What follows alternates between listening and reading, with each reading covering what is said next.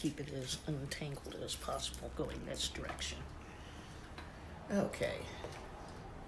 Good morning. The delay this morning has been, as you can hear, me hunting up my allergy pills. The tree out back has gone into bloom. And I have woken up with a serious case of the snorfles.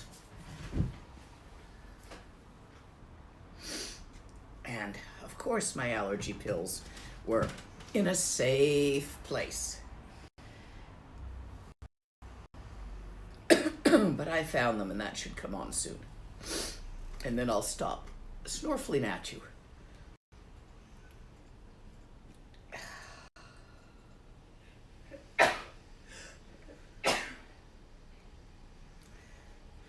Sounds in the background are like I'm not the only one with allergies this morning.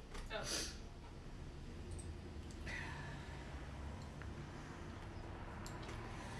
Chuku kuntuzong pogompo yi dorji sempa garab dorji dang shere singe bardu shin lap de dam lavzan tata tusum chi Dzogchen jupe lama la solwa de Ergin pema junila solwa de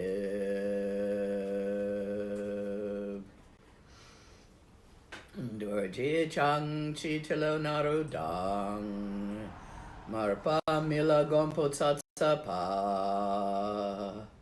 Na pupadang palden drupa suk Kargyu lama namla solwa de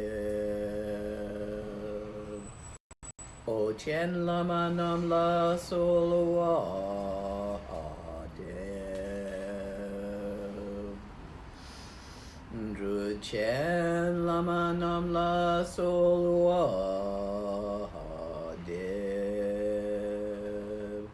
Shakchen lama namla solwa de Nyundrundang nyendu lama namla solwa de Palkondu zhongdang yerme pa Gungarab dorji shintrag pa Jetidang nisume pai Palamanam chetente chung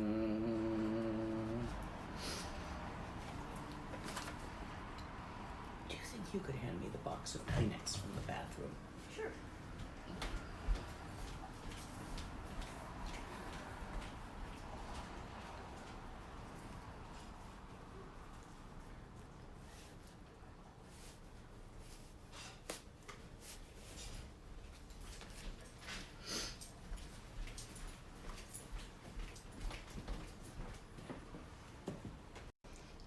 Thank you.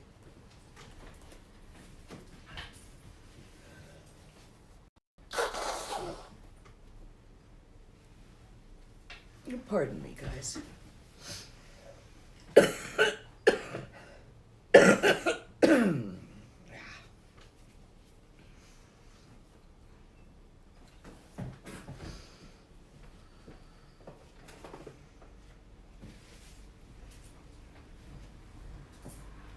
So I believe we are on Song 2, the fundamental meditation. Emaho, noble beloved sons and daughters, listen without distraction. All the various Buddhas of the past, present, and future have taught 84,000 books of scripture, teachings as boundless as space itself, but all to one end: how to realize the nature of mind. The Buddhas have taught nothing other than this. All the sutras, all the tantras, This is where they point. Sutras point by analogy, by story, by example and logic. Tantras point by symbols. In the tantric images you visualize within sadhana, each aspect, each implement held in the hand, each head, each garment, each jewel points symbolically at nothing other than this: the totality of yourself and of all beings. Self-secret. Because without anyone pointing at it for you, without the symbols, without the logic, without the stories, without the analogies, you are extremely unlikely to look there. Because it does not move or make noise at you. And we are continuously focusing our attention at the stuff that dweebles, the moving, things, thoughts, feelings, all the bits of phenomena that constantly grasp our attention. Because our attention is continuously grasped by thises and that's, thingies, thoughts and feelings. Because of this, we almost never turn our attention in another direction altogether, to the thinker of the thoughts, the feeler of the feelings, the perceiver of the things that you perceive. Too busy with thises and that's. If the principal root of a tall tree is severed, its 10,000 branches and leaves will wither and die altogether. Likewise, when the single root of the mind is cut, the leaves of samsara, such as dualistic clinging, perish. Dzogchen is the axe, the very, very sharp axe that cuts through the root of samsara, the root of dualistic clinging, the root of the original oops, allowing all of its manifestations of hopes and fears to fall away in a natural manner.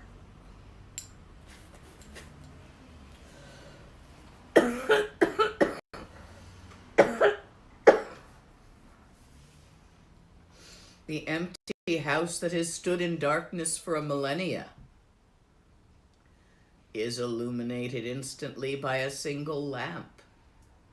Likewise, an instant's realization of the mind's clear light eradicates negative propensities and mental obscurations created over countless eons. You'll never get it all picking it off one by one. By the time you understand where all your hang-ups and neuroses have come from, you have created a few more in the process. And so on, creating glitches, pagchas, neuroses, habit patterns continuously in every moment of existence. You'll never unravel them all by picking at them one by one. Oh, this one's in my way, I'll remove it. You'll just have another one turn up and fill its place to be in your way. You will never achieve perfection by creating or removing thises and that's piece by piece.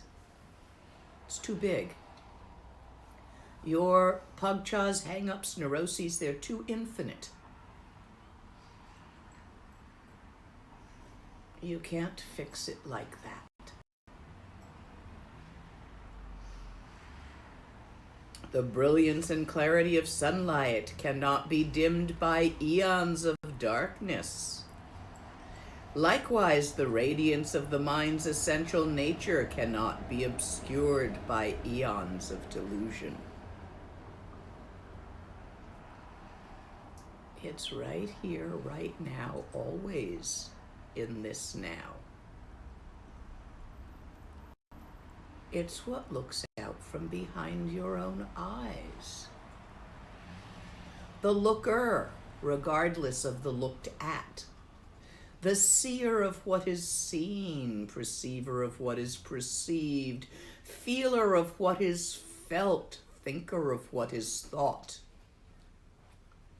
Gently, softly, sort of sneaking up on it, so your incredible, tricky mind cannot throw up another obscuration to catch your attention and distract you. Gently, softly, rongrik. Let your attention turn from the object of attention to the attentioner, to what is paying attention.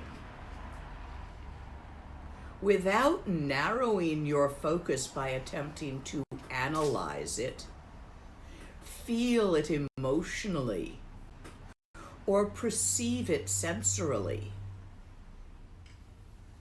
Simply, gently turn your attention and let go. Let go of the narrow focus. Allow your awareness to expand its focus of attention, seeing itself. Rongrik.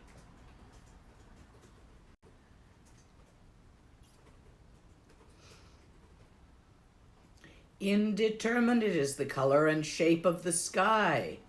You cannot say sky space is round, oblong, a tesseract. You cannot say the color of space is blue. Oh, there's a phenomena of the longer light rays of violet being reflected by the outer atmosphere, causing the edge of the atmosphere to appear blue. But that's not what we mean by sky space.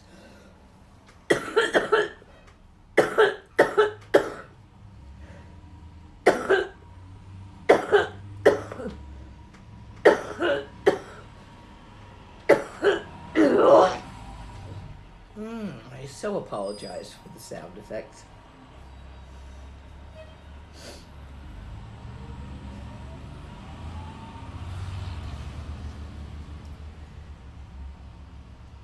Sky space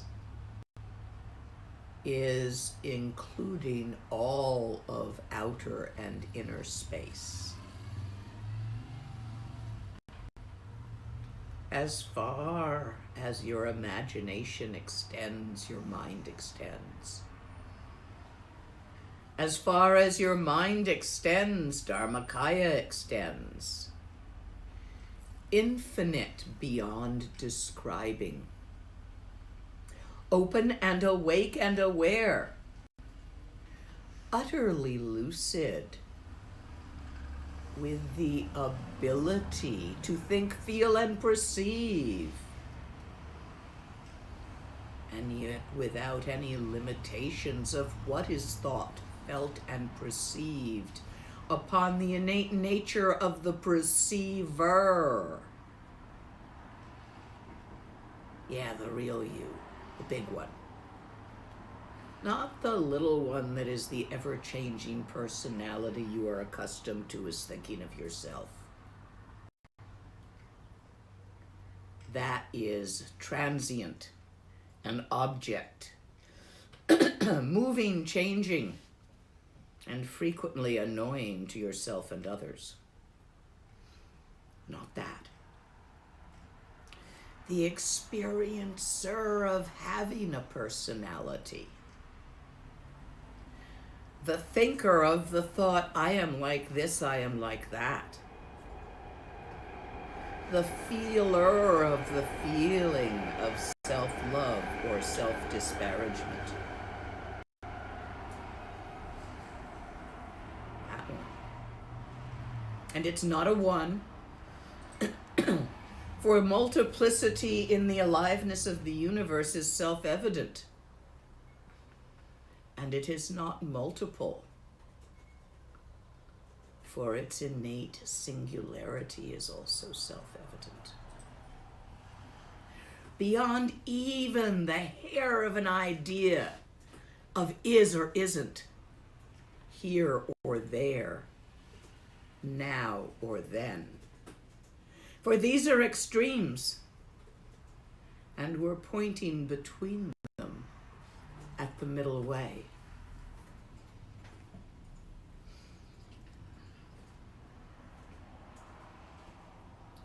The sky itself, sky space, infinite spaciousness of the universe in which the planets, solar systems, and galaxies dance. It is unaffected completely by black clouds or white clouds arising. The sky itself remains itself. The clouds drift through, arising and vanishing. They have no effect on the sky.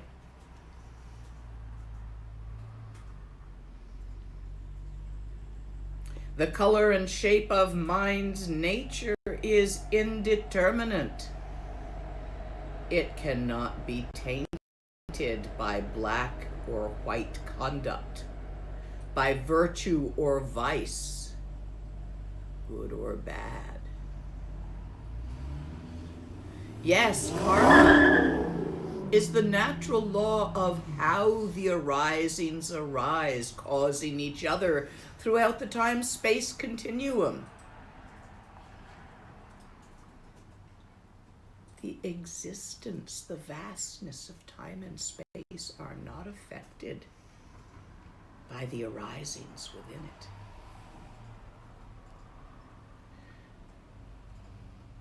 There's a sticky wicket here of karma, which is no more real than any of this.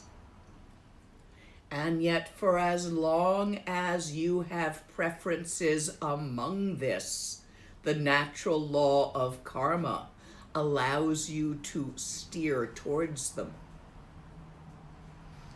No faking Dzogchen realizations. No pretending you don't care if you live or die, eat shit or cake. You do. And so pay great attention to Gewa and Digpa and the actions of karma. Nonetheless, although a natural law such as gravity and inertia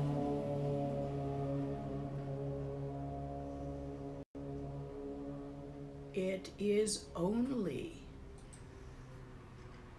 about phenomena. Outside of phenomena,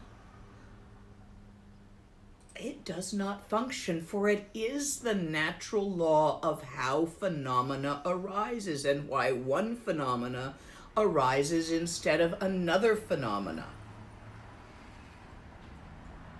So as long as you're attached to phenomena, to what you think and how you feel and what you perceive with your sense organs, as long as you would rather be well than sick, loved than hated, seen than unseen, as long as preferences arise to you, pay vital attention to your conduct within this natural law, with the understanding that it only affects phenomena. And Dzogchen is opening your attention beyond the minuscule realm of phenomenal thingies. Do you see that? Karma isn't real, and yet it is very real to you. Gravity isn't real, and yet you still have trouble flying. The siddhas themselves, in which phenomena no longer is real enough to obstruct you, and you pass through walls and may find yourself flying in the air or walking through a rock. This is the phase of one taste and will not occur in your path, in your mind stream, until you have truly actualized, recognizing the perceiver and the perceived as completely non-dual.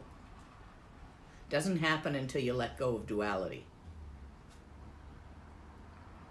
And we all have a tight grasp on that, because you see, there's me and there's this coffee. And oh, this coffee is outside of me. I want it inside.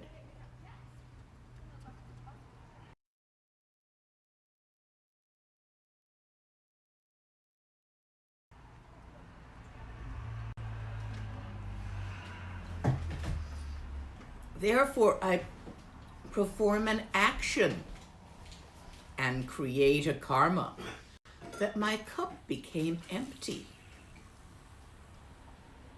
Fortunately, through past actions and mutual interactions, I have a wonderful chondro who is currently refilling it for me, because I'm sitting here talking to you. This is samsara. This is stuff, phenomena. Do I care that I get another cup of coffee? Yeah, actually I do. Hence, I pay great attention to my actions of Gewa and Digpa.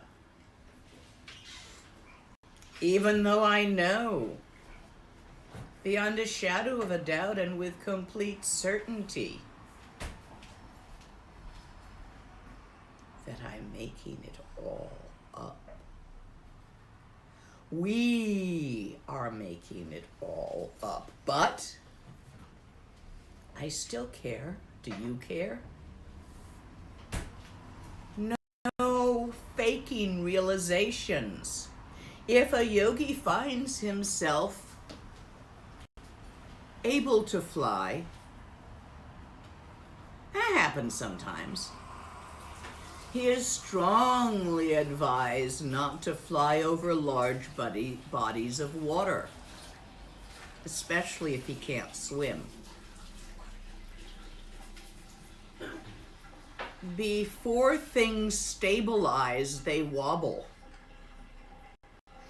If you find yourself at times walking through walls, do not grab the idea that you will be able to walk through the next one you encounter. You're likely to bruise your nose.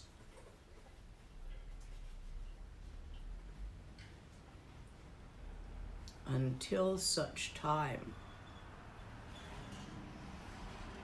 as the occurrence of rainbow body. Pay close attention to your behavior, your conduct, activities of Gewa and Digpa. Do not be fooled by intellectual understanding of Dharmakaya nature of mind. Do not be fooled by the great blissful feeling of open awareness. Do not be fooled by your own perception.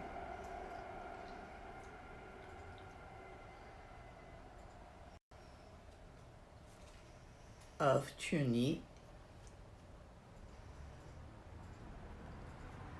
For as long as there is even a hair of separation between perceiver and perception, remain carefully on the path. This is important. Although mind itself, open awareness, Dharmakaya, nature of mind, Sambhogakaya, Nirmanakaya, nature of mind, Chuni, Dharmata, cannot be tainted by Digpa or improved by Gewa. This is true. Nonetheless, keep walking carefully on the path.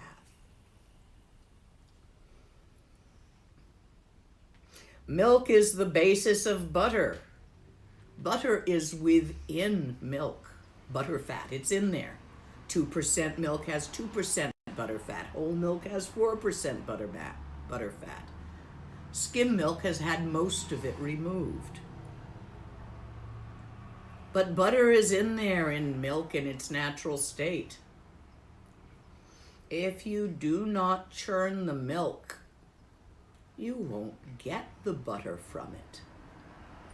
This is an analogy that makes sense to the great nomad herdsmen who are always churning milk in the summer to get butter from it. Practice, or your true nature will not come out.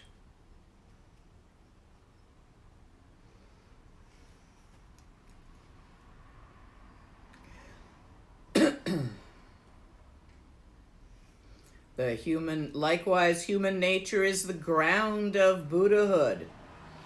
But without the direct realization, sentient beings do not awaken. So walk your path. Sutra, Tantra, Dzogchen, Chogchen, until your mind stream of phenomena and experience directly reflects infinite openness.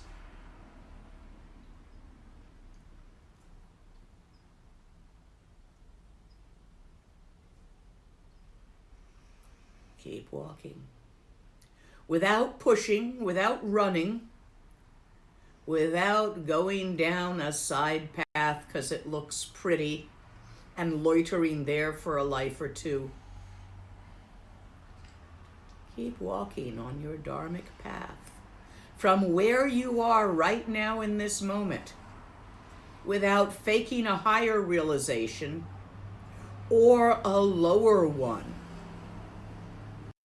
without judging the moment. Put one foot in front of the other and keep practicing. Yes, there are teachings about levels and bhumis. They are not useful to you at this time. This is not the context they belong in.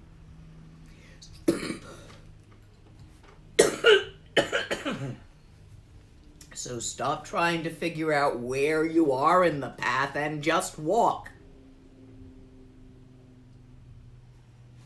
Just keep going.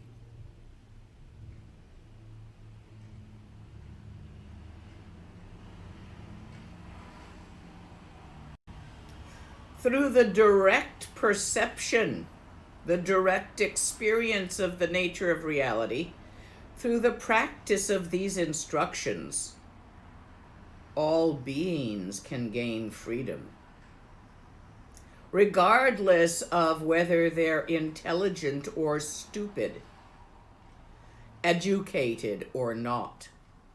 Even a cowherd attains liberation if his direct experience is non-dual realization.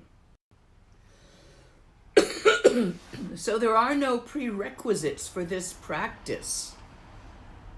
You do not have to be sane, intelligent, stupid, educated, uneducated, successful, a failure. You do not have to be anything at all to walk this path. You just have to keep putting one foot in front of the other.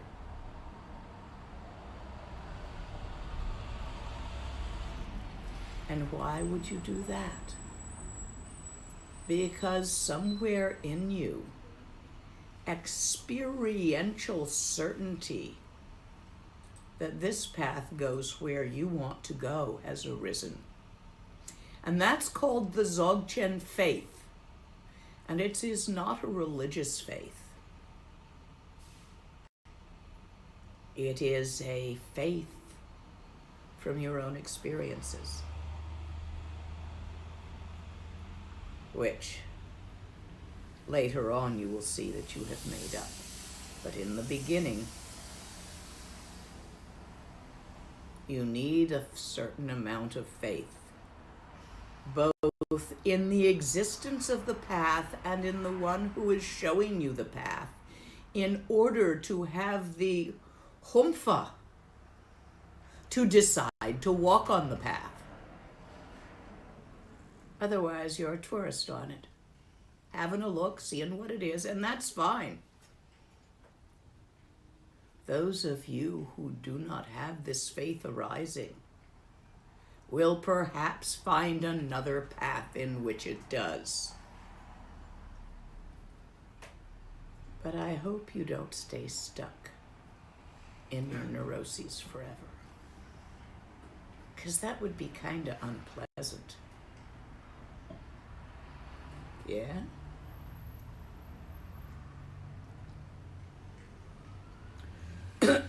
When you realize the clear light of mind's nature, the pundit's words of wisdom become redundant.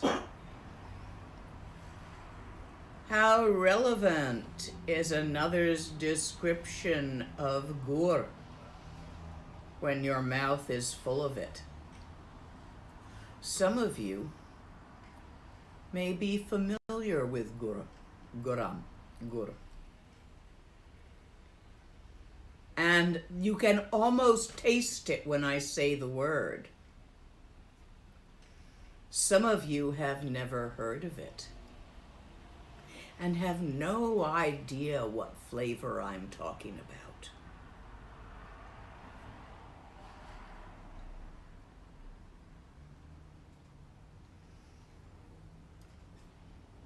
Gram in Tibetan, gur in Hindi,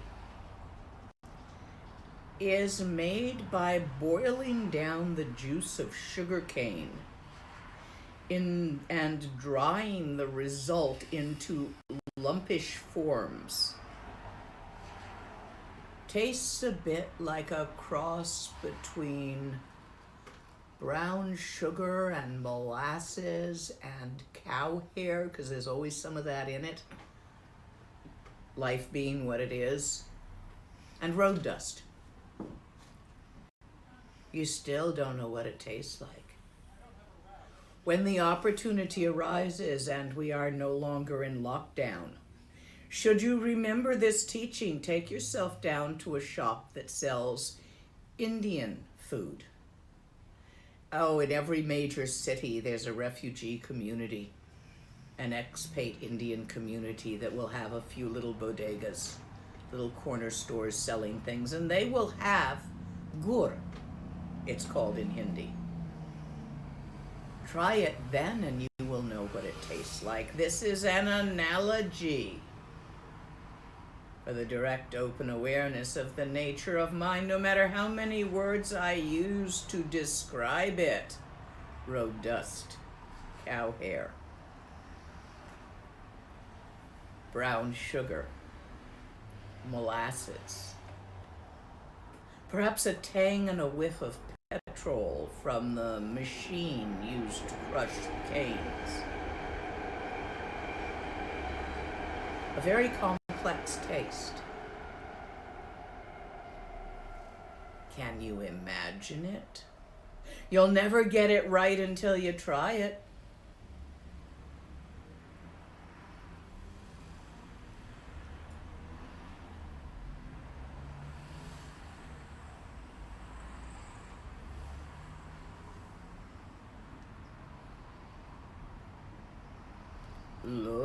Look at the looker.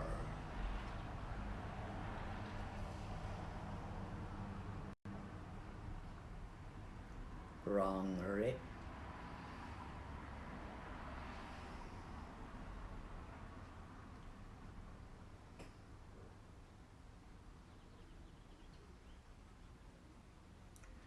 Gelugpa, wrong, Rick.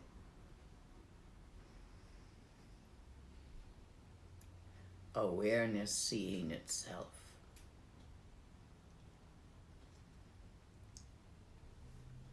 Even the pundit is deluded if he has no direct experiential realization, existential realization. He may be skilled in explaining it, the 9 approaches to Buddhahood, but he is as far distanced from Buddhahood as Earth is from the sky itself, if he knows it only from second-hand accounts. All beings are exactly the same distance from this.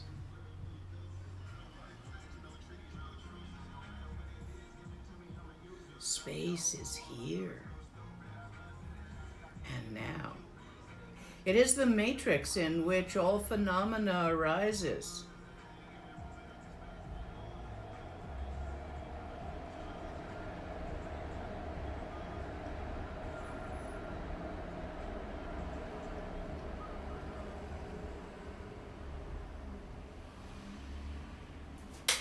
In fact, the movie The Matrix was a very good analogy. But only an analogy.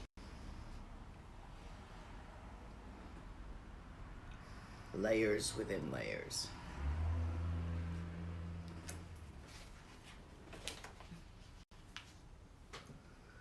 You can keep your strict moral discipline for an eon, and all you get is happy.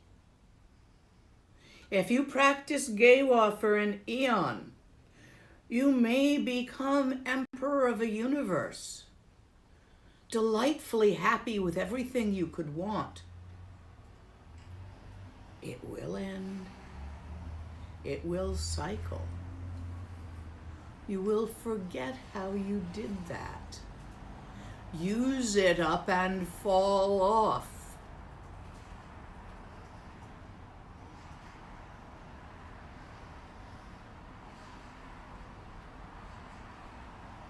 You can patiently practice meditation such as Shine and Laktong for an eternity. But if you have yet to see your own nature, if you have yet to realize the clear light of mind's immaculate nature, you will not extricate yourself from the wheel and the 3 realms of samsara. You will continue going up from the Gewa and forgot to make more Gewa, down from the Digpa and up from the Gewa and down from the Digpa. So diligently examine the nature of your own mind. What are you?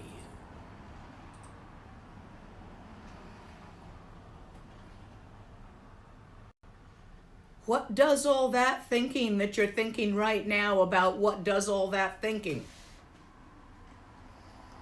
What What feels happy, sad? What is it? Where is it? How is it?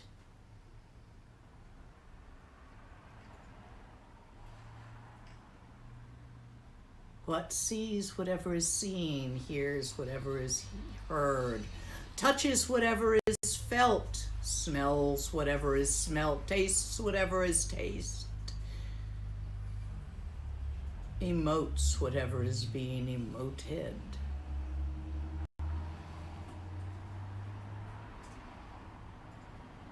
What are you? Tonight's homework. It will be easier to discover not thinginess. If you align your channels, they are less likely to squeak and distract you.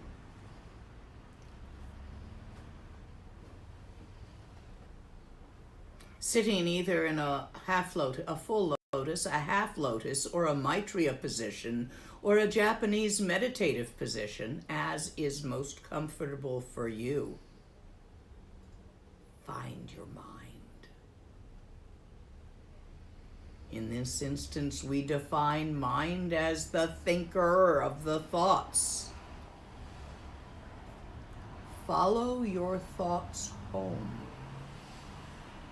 Whatever you're thinking, even if you're thinking about what is mind, where are you thinking that? Are there questions? There are. We have had some video hiccups. It happens. Where the frames are dropping, but we should still be on broadcasting. Okay. All right, so questions.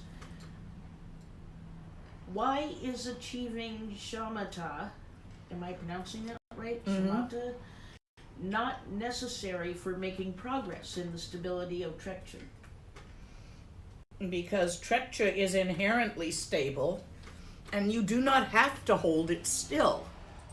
You don't want to simply crawl up your own ass or snuff yourself out like a candle flame. You don't want to delete the vitality, which is the ability to move, perceive, and feel. You've got to learn to meditate while thinking. Now, shamatha is useful. It is helpful in the path that includes shamatha. In Maha Mudra, when you focus shamatha on seeing the seer, it is like having a very bright, coherent beam of attention. But it's not going to stabilize Trekchö, because Trekchö, it only stabilizes your awareness without moving shamatha, because it is focus on stillness. And you've got to include all of it, not half. Next question. When looking into the space of the mind, I feel my mind puts boundaries so that the space of my mind shrinks. How do I overcome this? So that's a feeling that your mind puts boundaries. An emotional sensation, let's say. Where are you having that sensation? Keep looking. Not where do you think the boundaries are, but the very experience of having or not having boundaries. Where do you experience that? Certainly not within the boundaries. For to experience something, you need to focus on it, you need to perceive it. So the field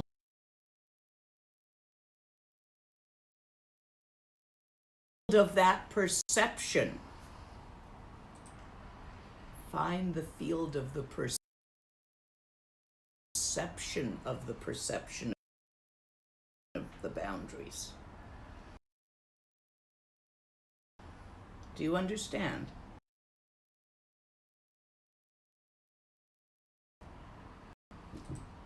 Let me move on to the next question and see if they ask a more detailed thing or if that worked. How not to push to get it and still maintain the discipline of simply sitting? Just sit there. Why not? If you do not have the habit of just sitting there, so that it is a fairly automatic occurrence for you from time to time, then in the beginning you do have to use intent and force, at least to the point of choosing to sit there and not do anything, neither meditate nor not meditate. Just sit there.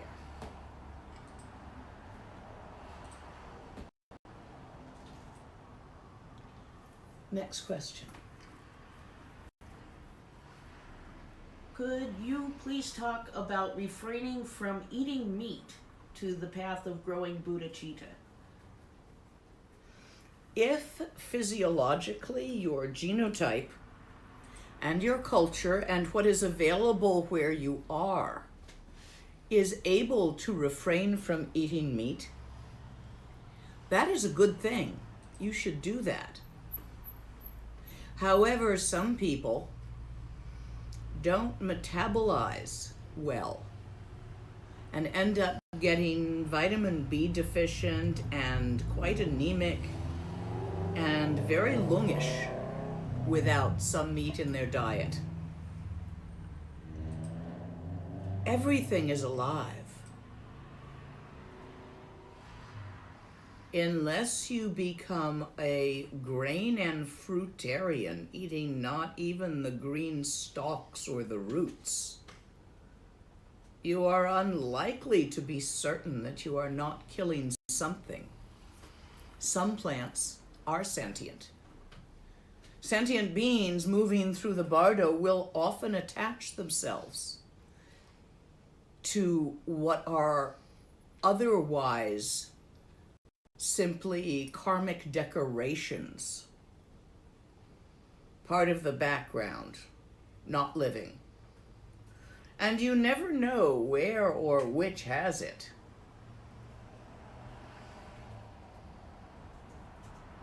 More important would be to approach the entire universe with gentleness, without causing wanton harm to anything, even stones and twigs. Because there's life everywhere. And unfortunately, the karma of our species. In India, where vegetarianism is common, there are an incredible number of birth defects from women who are vitamin B deficient and have other vitamin deficiencies. Spina bifida, what do you call it? Where the spine is exposed? Spina bifida or bifida? Spina bifida or bifida. Really common. I've seen way too many cases in a small town. Most of the women are vegetarian and the men aren't, which is counterproductive physiologically, where women of menstruating age often need greater nutrition, and especially if they're going to be having childbirth or nursing. If you are in a situation both internally and externally that you can be vegetarian, that is better. If you can source the meat you eat from places that have treated the animals well, that's also good.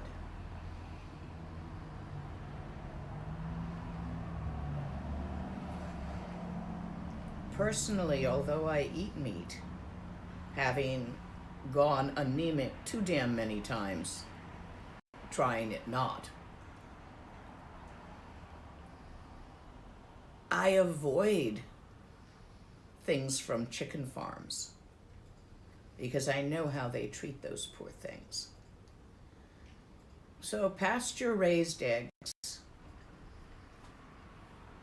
and I do eat pasture-raised chicken and wild-caught fish and humanely farmed meat, grass-fed, pasture-raised, which is the kindest I can be with my metabolism.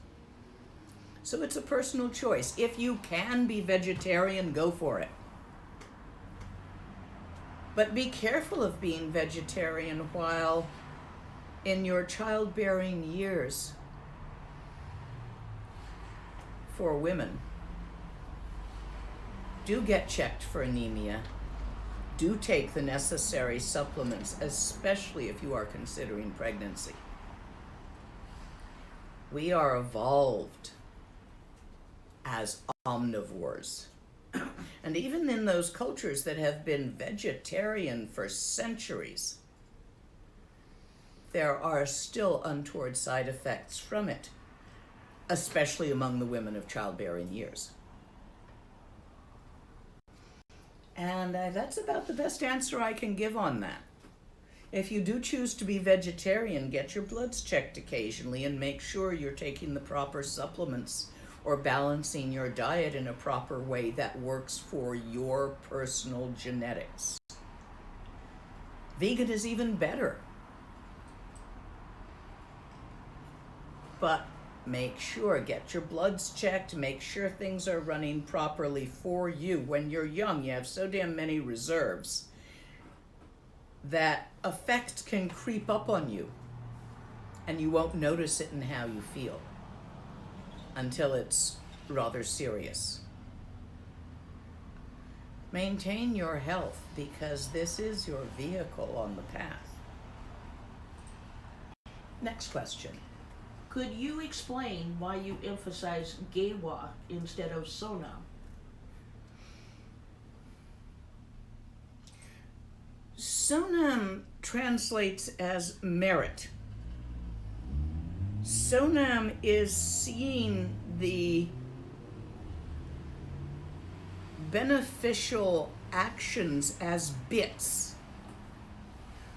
whereas I see them as waves. So I have never liked that word, even in Tibetan, very much. I think it's more limiting, and Gewa is easier to see as waves of activity that radiate outward, ways of openness, relaxation, that radiate outward from the doer to all the recipients and reflect back and create a wave of Gewa in the universe. Sonam, it's more like you might collect a whole bunch. And count them.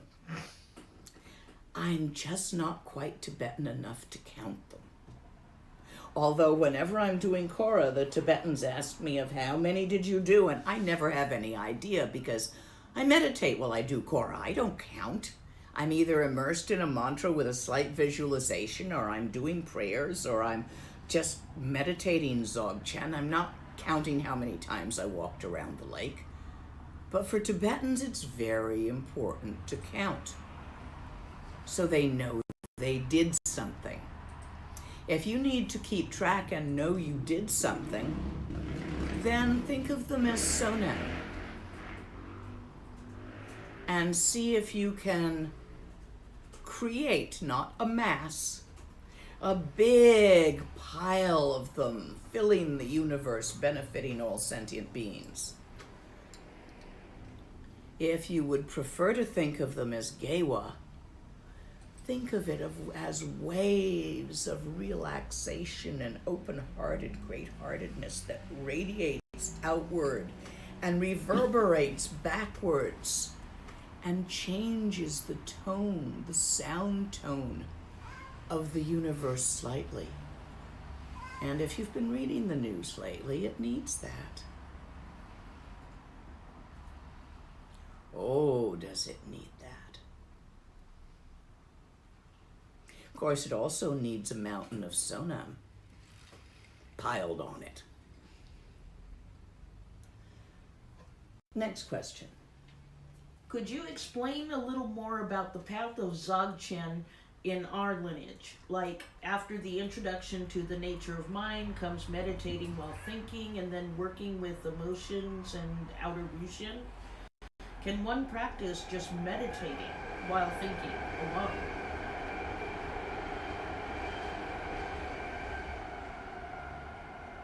Yes, one might be able to do that and have it go all the way.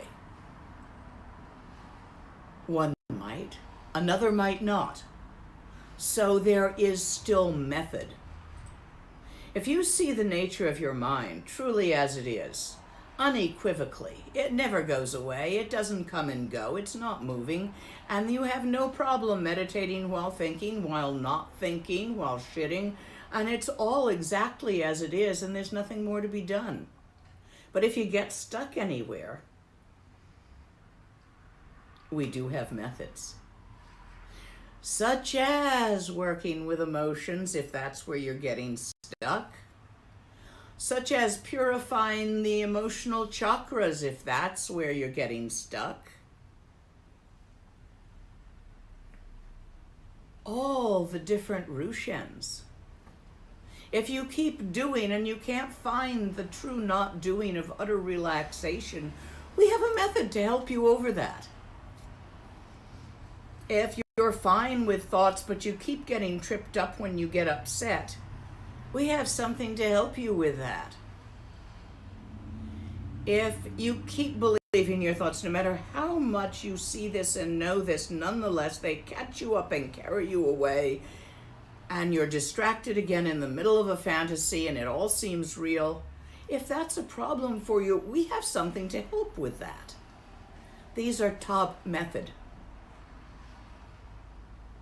But they are not necessary unless you get stuck in the place that requires that particular method to pry you loose. Next question. Along the lines of the inquiry upon asking who is the watcher, feeler, thinker, etc., a great space opens, but at the same time, the old reified sense of I appears. How to proceed from here? Notice that you are that space.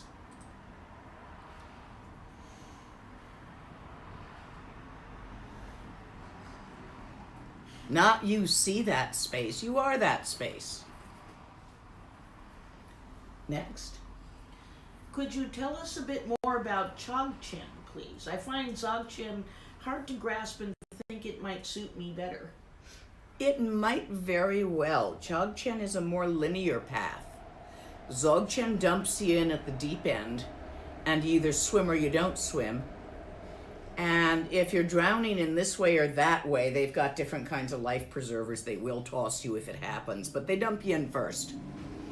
With Dzogchen, you are given a nice introduction, and you begin with Shine, with an object. If you all like, and you send in a request for a Maha Mudra teaching online like this, that can be done. It may have been done recently, but it can always be done again if we get enough requests for it. So feel free to send requests to Jan Owen at janowenchico@gmail.com for requests for upcoming teachings. To go too far into Maha Mudra right now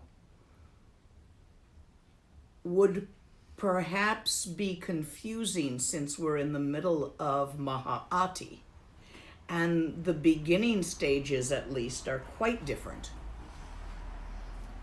But if you wish to practice Maha Mudra, go get a pebble the size of the end of your thumb. It should be a most uninteresting pebble. Okay, so don't get something fancy or that attracts you. Get a really ordinary little pebble. Smooth pebbles are a little easier than rough pebbles, little river wash pebble. I usually hand them out when I'm teaching in person. Sitting with your channels in alignment, place the pebble where your gaze naturally falls. And focus your visual and your attention on the pebble and keep it there. That's the first step. Very easy how to understand. Some interesting things will occur over a few weeks of resting down with the pebble. You see, the pebble isn't going to do anything, but your mind will. And it will teach you a great deal about how it does that. So if you're thinking of beginning Maha Mudra, get yourself a pebble.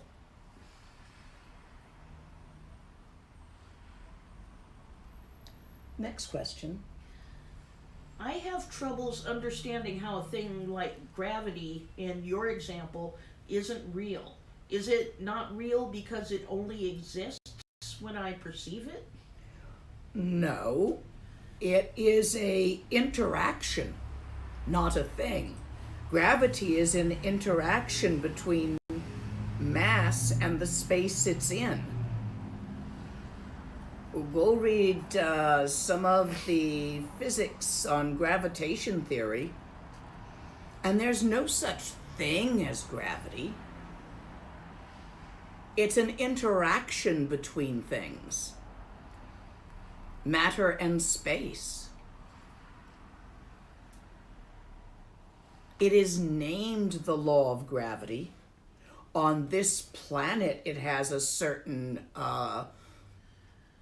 speed of falling. Speed's not the word I want. Velocity.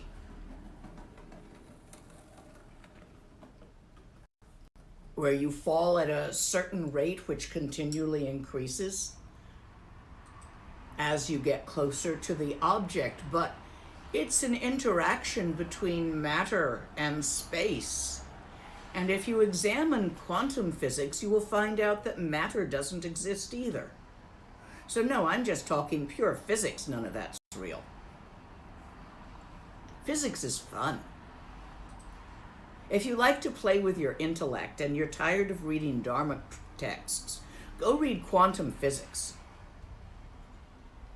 Delightful. Dalai Lama's got some interesting comments out there on quantum physics. Could you speak about the blessing of the guru being helpful at perceiving the mind's true nature?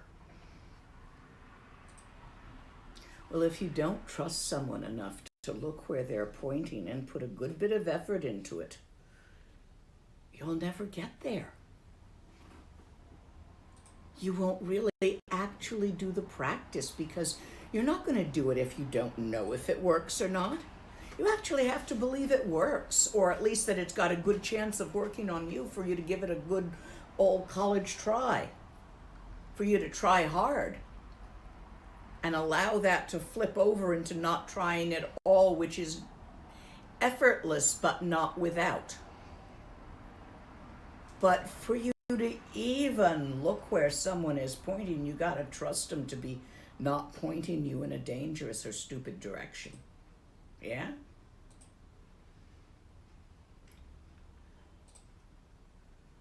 Guru Yoga. Especially as some of the pointing over time goes against some of your self-survival, self-preservation instincts.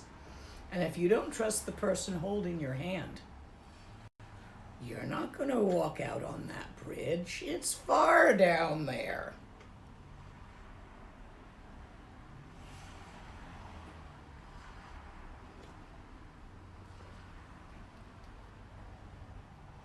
So without trust in the teacher, and without trust in the teachings and the lineage, you're not going to practice it. And if you don't practice it, it's not going to work. And if you practice it half-assed, it's not going to work. And you think maybe it's real and maybe it isn't, and I'll give it a little try and see. That's fine in the beginning. But eventually you're going to have to give over the half-assedness of that and go for it. You're not going to do that without trust. How can I relax? Try getting really, really tired and then trying it. Like, go chop some wood. Or if you don't have wood chopping, go dig a hole and then fill it in. Or mow your neighbor's lawn with a push mower. Do something kind for someone else that gets you physically really, really tired, but not so much mental tired. So I'm talking not about intense computer work. Full-on physical work. Get the body tired while the mind still has some non-exhaustion and the body is tired, and then try it. Because if you just get the mind tired, you'll fall asleep. Get the body tired. And then sit down with your channels in alignment and relax.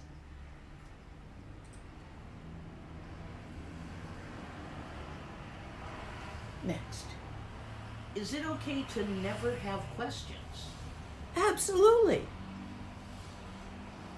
Questions, many people do, but some people don't. They just go do the practice. That's fine. How should we balance working with our mind, for example, overcoming mental health issues, and leaving the mind alone, as in Dzogchen practice? Take your meds. Practice goes with the meds when you have a chemical imbalance, and most mental health issues are a chemical imbalance. Not all, but even PTSD creates a chemical imbalance. You can use Western modalities and definitely use meds as necessary. You'd be surprised the number of tulkus, great lamas, who are born in families that have a genetic chemical imbalance that runs through the family and have to take medications in order to function properly and practice properly to repair the genetic imbalance. It's a karmic thing, it happens.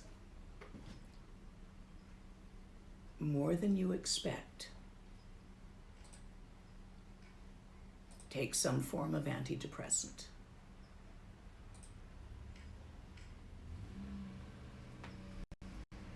So your meds are not bad. Leave the mind alone is the one Western modality that won't work well with Dzogchen is Freudian analysis. But I believe that's gone out of style. You can do EMDR, you can do some of the more, what is that method? Nyando, do you know the name of it? Cognitive therapy? I think that's... Cognitive therapy works great with Dzogchen, actually, at no distress. And most antidepressants do not interfere with Dzogchen practice.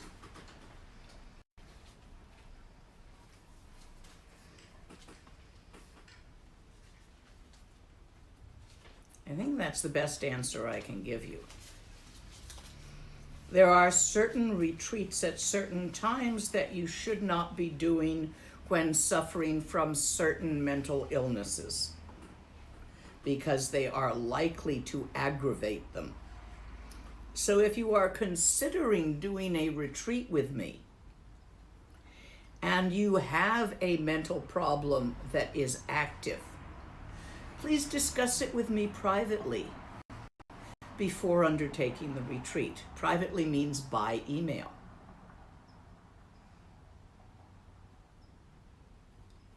And that was just a safety issue, because there's a couple of particular things that don't go with a couple of particular practices, but I don't want to go into a whole public blah blah on that.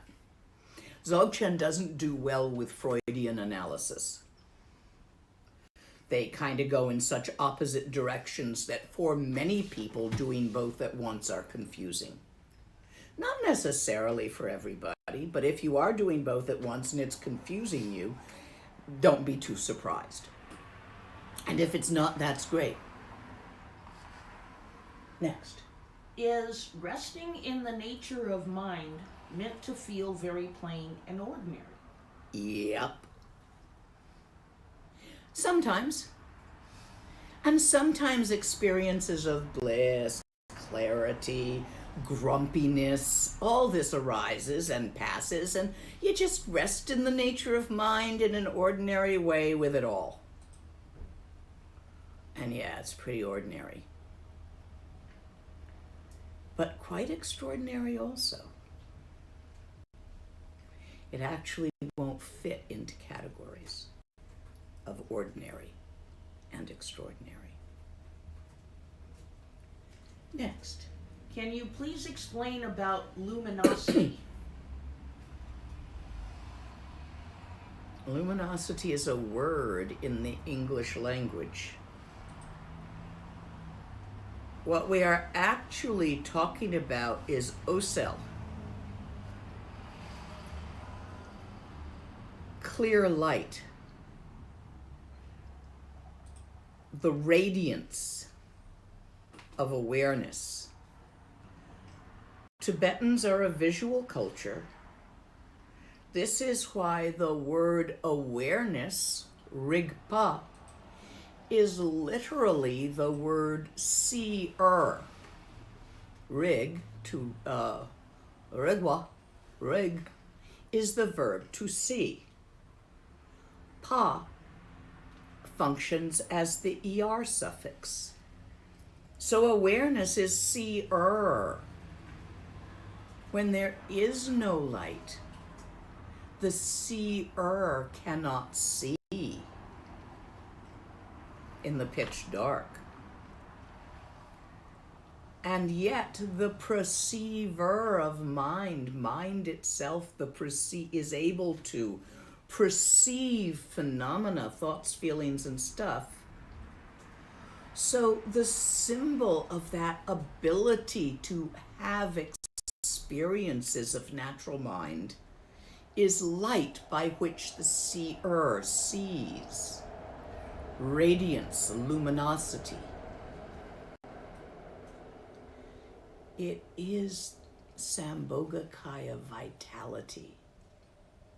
It's the difference between Dharmakaya being a big old dead void with nothing in it, nothing happening, never ever, no life, dead universe, which is not the case, obviously. And this innately vital dance of stillness that we all are. That vitality that pervades everything is called the clear light nature of Dharmakaya and is often referred to as the luminosity of emptiness. Next. Could you please give a brief definition of Trekchö? What it is? Cutting through. It's the meditation which cuts through the crap.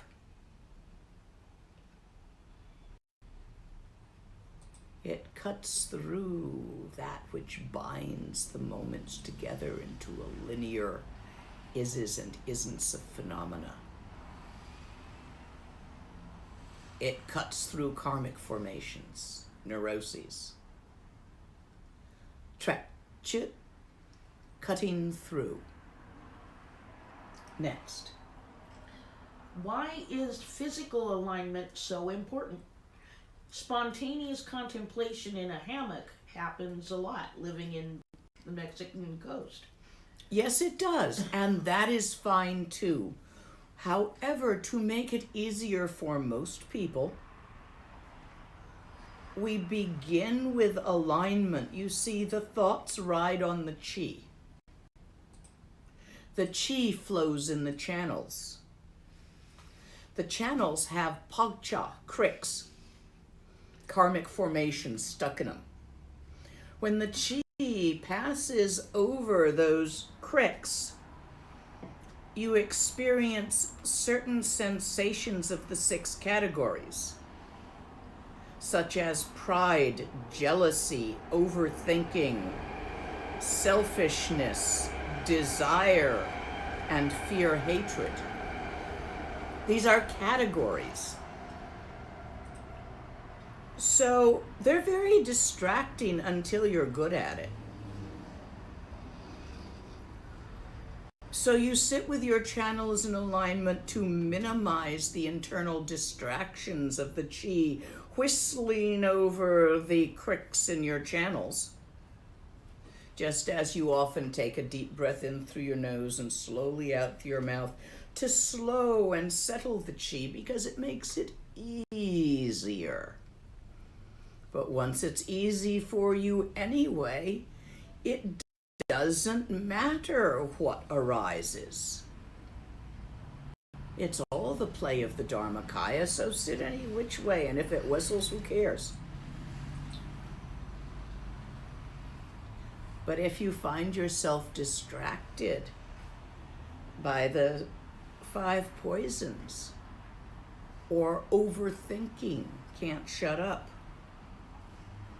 then align yourself again and settle that way. Next. Letting go is not something I can do, but it happens by itself, almost by grace. How can I invite that kind of grace to occur? Under what circumstances does it occur? Invite those circumstances. Perhaps when you are tired, perhaps when you are not tired, perhaps when you are sitting on the deck or in the garden, perhaps when you are in your library. What do the moments in which that grace arises for you have in common? By returning to those commonalities, you might encourage it. Also, no, let me leave it there. Leave it there for now. Next. Can you tell us about Ghana chakra? No, I don't know what you're talking about. Ghana. G-A-N-A chakra, all one word. Yeah, no, that doesn't ring a bell to me. Try another descriptive word for it and ask again. Next question. Can resting in the basic nature feel like ignoring or withdrawing from the external world? Not if you're doing it right. That would be resting in stillness,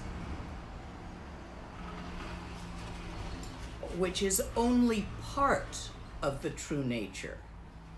For example, if this paper, as an analogy, is the true nature of mind, of reality, one side is blank, but that's not the totality of the piece of paper.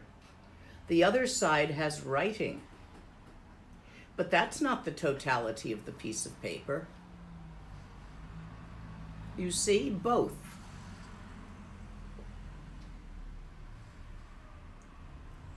So if you are withdrawing, you're getting caught in stillness. This is Dzogchen, not Maha Mudra, where you do spend a time withdrawn and caught in stillness. Conversely, if you are over distracted, if all your paper is full of writing, then you do need to withdraw a bit, to leave your home and family, to go find a hermitage where you can focus your attention on this. That's not forever. That's to get past the stage of over-distraction. We also have to come out of that retreat eventually and get past the stage of under-distraction. Middle way, all the way. Nonetheless, if you suffer from over-distraction, retreat is useful.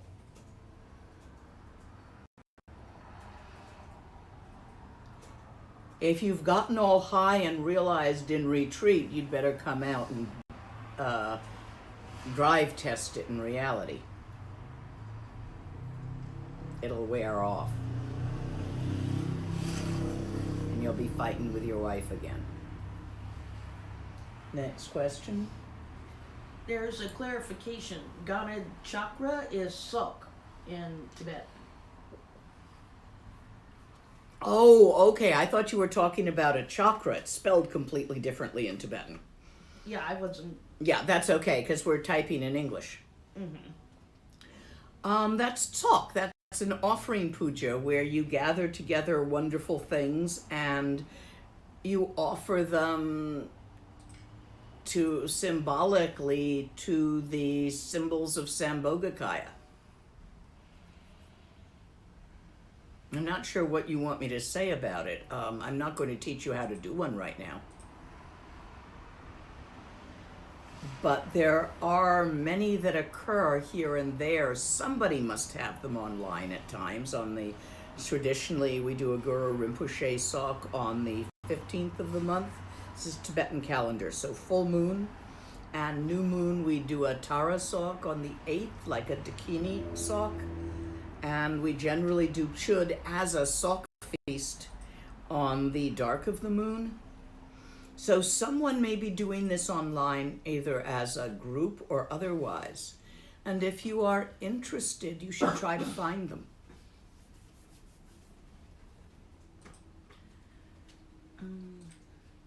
Yes, there are more questions. Have you done or do you recommend doing a dark retreat? For some people, sometimes I recommend that under certain circumstances. I myself have never had the karma to be able to actualize that, although I would like to, but it requires quite a commitment of time, a couple of months, and a very specific place. I know where some of the places are, but I don't know where I can get away with that much time at this time. Back in the day when I had the time, I didn't have the place. So I have not had that fortune and do not therefore teach how to do it. But they do exist here and thereabouts. One more question.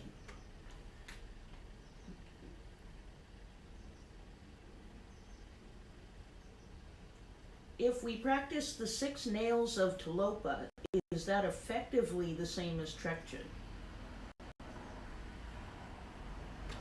The 6 nails of Gelugpa are instructions that go with Trekchö, but they are not designed to be instead of. They are adjunct.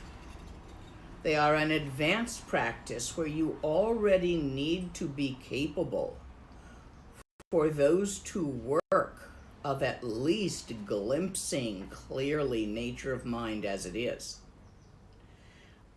Otherwise, it's too easy to take those in a context which is not a context of Dzogchen, Chogchen, and they won't work out of context.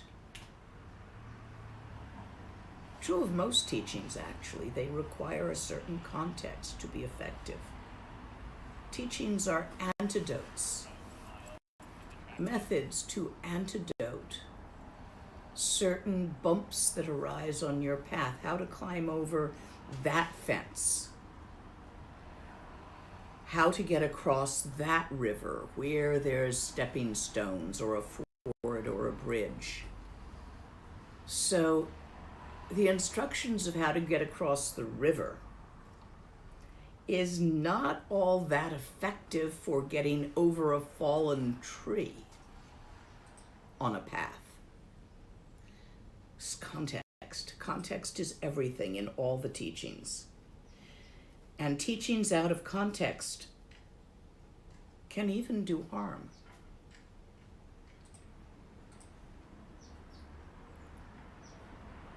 Because someone will practice if you take a medicine and you are not ill, if you take antibiotics, antibacterial medicine for a virus illness, all you're going to do is disturb your digestion and your biome and cause digestive illnesses. It's not going to affect the viral illness. Practices are medicines. Certain practices like in Sutrayana are like vitamins. Probably good for you and very unlikely to do any harm. Go ahead, take them. Once we get into Tantra, we start needing more specific illnesses for the prescriptions.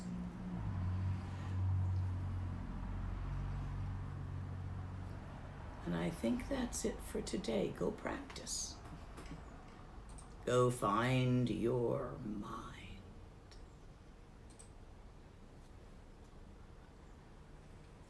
Ke wandi